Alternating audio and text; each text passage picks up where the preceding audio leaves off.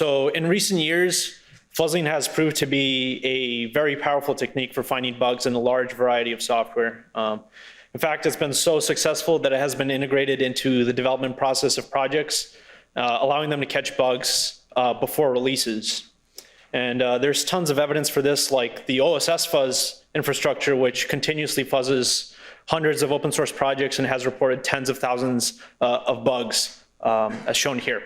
So it's only natural to want to fuzz one of the largest open source projects in the world, the Linux kernel, which is also such a fundamental component of our networking and computing world. And unsurprisingly, fuzzing has been applied to the Linux kernel, and currently the most well-known system call fuzzer, Syzkaller, has a track record which spans many years and thousands of bugs. And thanks to the amount of effort put into Syzkaller's tooling, it has become a crucial part of the kernel development lifecycle.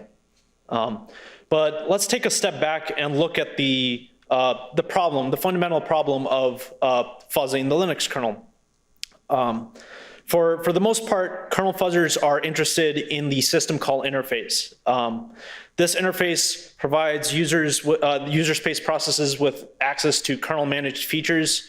And by fuzzing the system call interface, we're looking for bugs which could leave a vulnerable kernel exposed to a potentially malicious user space process. And at its core, the system call interface consists of the process placing some values in CPU registers and passing control to the kernel by invoking an instruction like syscall. So our first instinct might be to simply attach a fuzzer like AFL to these registers. And if the kernel were similar to other programs, our fuzzer might actually do a pretty good job. Because modern fuzzers are equipped to deal with all sorts of challenges like magic values, string comparisons, and flag fields. But there are two obstacles that are specific to the kernel and that off-the-shelf fuzzers aren't tailored to deal with. And to find out what they are, we can just read the kernel documentation about system calls. And what the documentation will tell us is that when we want to pass a lot of data through a system call, we need to do so using a pointer, because otherwise the data wouldn't fit inside the small register sizes. And secondly, it tells us that if our system call relies on interacting with some kernel managed resource, we should use a file descriptor in order to provide the user space process with a handle to that resource. And so we use file descriptors for things like files on the disk and network sockets. And these pointers and file descriptors create a large obstacle for off-the-shelf fuzzers like libfuzzer and AFL. And to convince ourselves of that, let's look at an actual example.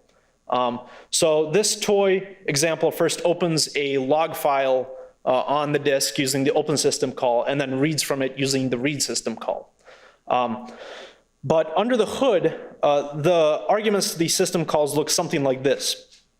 And the reason this looks so different from the top is partially because of pointer and file descriptor arguments. So firstly, that path that we're passing to the open system call, var log messages, is too large to fit inside a register. So instead, the API tells us that we should pass this string into the system call using a pointer. Somewhere in the process's memory, the process placed the string and then provided the pointer to that string to the open system call. Now, when the kernel has opened this file, it creates an internal struct to keep track of the state of the file, and to let our process interact with the file, it returns an integer file descriptor. So this system call will return an integer file descriptor, which the process can then pass into subsequent system calls to interact with the file. So looking again at our first fuzzing attempt, we see that it is quite naive because it completely ignores the pointer and file descriptor input spaces. And if we do try to account for these pointer and file descriptor input spaces, we find that, well, now our input space encompasses the petabytes of process virtual memory and tens of thousands of potential file descriptor values, which is way too large for off-the-shelf fuzzers like AFL, which are typically well suited to inputs that are kilobytes or maybe megabytes in size. So how do current kernel fuzzers deal with this? Well, the answer is grammars. This is an example of a Syzkaller grammar, and if we zoom in, we'll find that much of this grammar is dedicated to annotating file descriptors and pointer fields.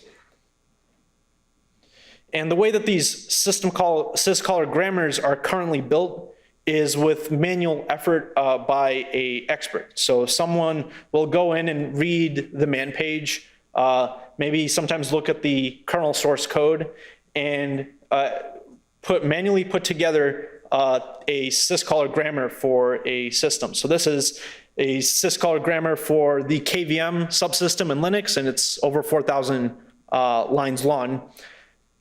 And now, not all of these lines are focused on dealing with file descriptors and pointers. So they also annotate things like flag fields and magic values. But as I mentioned before, in recent years, fuzzers have gotten pretty good at dealing with these challenges. So for the most part, it's the pointers and file descriptors that really justify the need for these grammars. And many works have looked at kernel fuzzing and looked at things like improving the efficiency of system call mutations, or maybe automatically trying to generate grammars. But for the most part, everybody assumes that we need these types of grammars in order to address the pointer and file descriptor problem. So with that, let me introduce our fuzzer, FuzzNG. And our goal with FuzzNG is to reshape the pointer and file descriptor input spaces to make them conducive to off-the-shelf fuzzing methods. Here's our system. We have three main components. Firstly, we have a full system snapshotting fuzzer engine. So this is based on QEMU attached to libfuzzer. We use libfuzzer to generate inputs, and then QEMU puts the inputs inside the VM, lets the VM execute the input, and then resets the state of the entire VM after each input. Next, we have our kernel modifications, which actually perform the reshaping of the pointer and file descriptor input spaces. And finally, we have an agent process, which is responsible for executing the individual inputs and converting them into sequences of system calls. So let's talk about those last two components, the kernel modifications and the agent, a little bit more. First, we want to talk about how do we actually reshape the pointer and file descriptor input spaces. So the problem here is, okay, let's look at our naive fuzzer again. What will it take to make this work? What will it take to be able to use fuzzer-generated pointers and file descriptors and have them result in meaningful target behaviors? Well, let's look at these cases one by one. So first, let's take the example where our fuzzer generates a system call, and the kernel just so happens to interpret one of the arguments in our system call as a pointer. So what the kernel will do is it will take one of the arguments and try to dereference the value that we passed as a pointer. And if we just let the fuzzer generate it, usually what will happen is we'll hit a seg fault, because there's not going to be a valid virtual memory area mapped in that location in our user space process.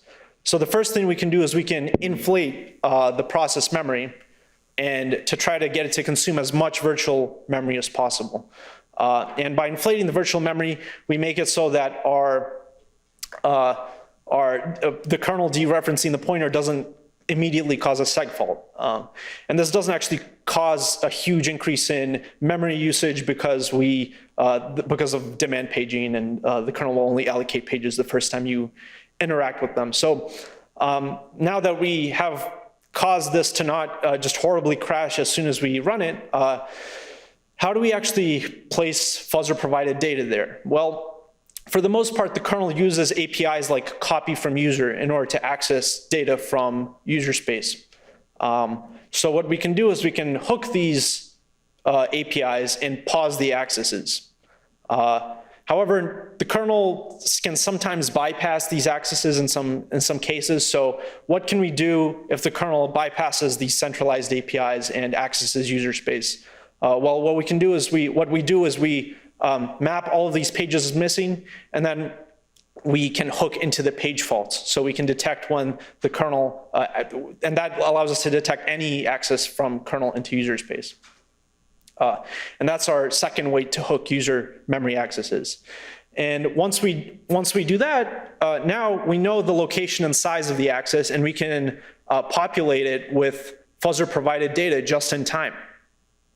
So let's move on to the second part of this, which is, and then after that we resume the access, and the kernel dereferences the pointer, reads the data as if it had always been there. So moving on to the second part, the file. So what if the kernel now interprets one of our fuzzer provided arguments as a file descriptor value? Well, it will try to use this file descriptor value to index into its internal table of files, and it will usually find that there's no associated file object. So normally this access would fail. And this happens through a centralized API, fdget. So much like with copy from user, what we can do here is we hook into the fdget API, pause the access, and then we can use the dupe2 system call in order to take an already existing file inside our process and duplicate it onto the file descriptor integer that's about to be accessed. And once we do that, then we can resume the fdget call, and the kernel will map the file descriptor integer to a file object as if it had been there before. So that's how we reshape the pointer and file descriptor input spaces. Now let's look at actually running our fuzzer. How do we generate system calls? And that's what the third component, the agent, is responsible for. So our agent takes a configuration file, and this configuration file basically constrains it to a specific part of the Linux kernel. In this example, we're looking at the KVM system, which is responsible for virtualization. And this config basically provides the agent with a list of files that should be opened when you start up the process, and also the list of system calls that should be invoked during the fuzzing process. And for comparison, you already saw the picture above. That was actually the description for the KVM system. It requires over 4,000 lines of code in Syzkaller, whereas we just need 7 to get our config running. And notice that even though we have some masks that you can optionally provide for individual system calls, none of these actually annotate specifically which are the pointer and file descriptor fields. So moving on, our agent does the inflation process that I mentioned on the previous slide. It inflates its process memory, and then it starts up threads that fill the user space memory accesses from the copy from user hook and from the page fault hooks. And finally, we're ready to start executing inputs. And to do that, we have an interpreter. So from our snapshot engine, which is attached to libfuzzer, we just receive a blob of bytes, much like we'd expect to see from AFL or libfuzzer under normal usage. And we need to convert this into a sequence of system calls. To do that, we use a predefined separator, which splits that input into different sections. And then for each section, we can convert it into a system call. So we take the first byte, we use that to index into our config, pick the system call that we want to execute, and then we use the rest of the bytes to select a set of arguments to pick the arguments that we want to pass to the kernel. Now, say for example, our system call causes the kernel to access some data in user space through the copy from user hook or through the or we see a page fault. Well, that's where our worker threads come in, and they read another section from our input and use that to fill in the corresponding region in the process's memory and resume it and allow the kernel to read from it. So that's how we interpret the input, and you might have noticed that that input was suspiciously well formatted. So we had the perfect amount of bytes for a system call. We had the perfect amount of bytes to fill in that user space memory access. And yeah, I mean, usually when you get an input from the fuzzer, it's very poorly formatted. So how we can work around that is using a process called canonicalization, by which we take a poorly formatted input, and during the process of executing it, we convert it into a well-formatted one. So our corpus is composed of well-formatted inputs. And to learn more about how that works, please check out our paper. So we evaluated FuzzNG for Linux 5.12. We examined 13 components ranging from things that Syzkaller doesn't fuzz at all, like NVMe, to things that Syzkaller has large comprehensive descriptions for, such as KVM and IOU ring. We fuzzed for 7 days on 20 cores, and we found that we achieved comparable coverage to Syzkaller. And our configurations are less than 2% the size of Syzkaller's descriptions. We found 9 new bugs, and 5 of those were actually in components that are already being fuzzed by Syzkaller, and we also found bugs in lines that were already covered by Syzkaller, which would hint at the fact that Syzkaller's grammars might be over-constraining the fuzzing and mutation process.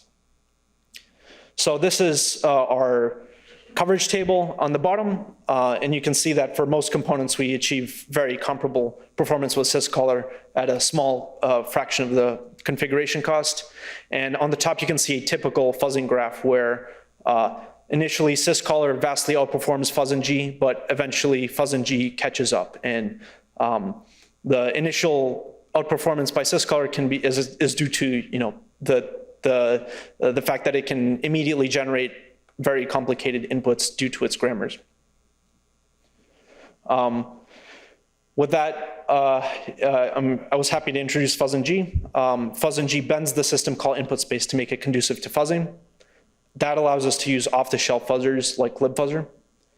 And as a result, we achieve competitive fuzzing performance with existing kernel fuzzers at a tiny fraction of the configuration cost. Briefly mention that I am looking for industry jobs, and with that, I'm happy to answer any questions. So Alex, you remember you showed that, for example, there's this problem of if you have a pointer to fuzz, and if it's fuzzer-generated value, it'll be some, non-existing value, and you, of course, handle the situation in your work. But I'm wondering if the current, current fuzzing, or current fuzzers, do they just keep it unhandled? Essentially, they put fuzzer puts on random value, and it just matches to null and segmentation involved. Is it how it works currently? Yeah, so basically what you'll see in the Syzkaller grammar is that the Syzkaller will annotate pointer fields. So what will happen is it will, and it knows what kind of struct it should place at the pointer, for example. So what it will do is it will allocate it. It'll just use malloc or something to allocate the struct, to fill it with well-formed data, and then it can provide that pointer that I got from malloc into. So it's not taking values from the fuzzer input and using them as the actual hard-coded pointers. Yep. Cool. How hard would it be to add a little bit of a flag that says this is a pointer, this is a struct, this is a user data or whatnot? Because you need some description, right? And you need somebody to at least read the main page and count the number of arguments. And if I count the number of arguments, then maybe just encode the type as well. Yeah, so that's where I kind of skipped some of the complexity in my talk. Encoding, if you just look at the raw system calls like open, yeah, it's not a problem to say that the second argument is a pointer or whatnot.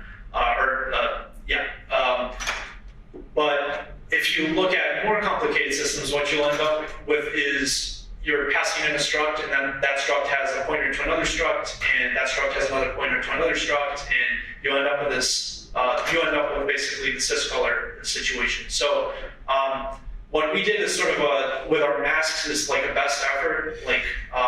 We set a limit on how many bytes you can read using the read system call, just to avoid overly long inputs. But for the most part, we avoided anything that would directly annotate the file descriptor and pointer arguments.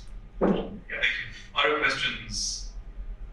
I saw the hand in the back first. It gets me some exercise, so that's good.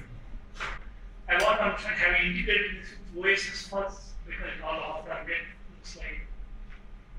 Can you say it again? OSes fuzz?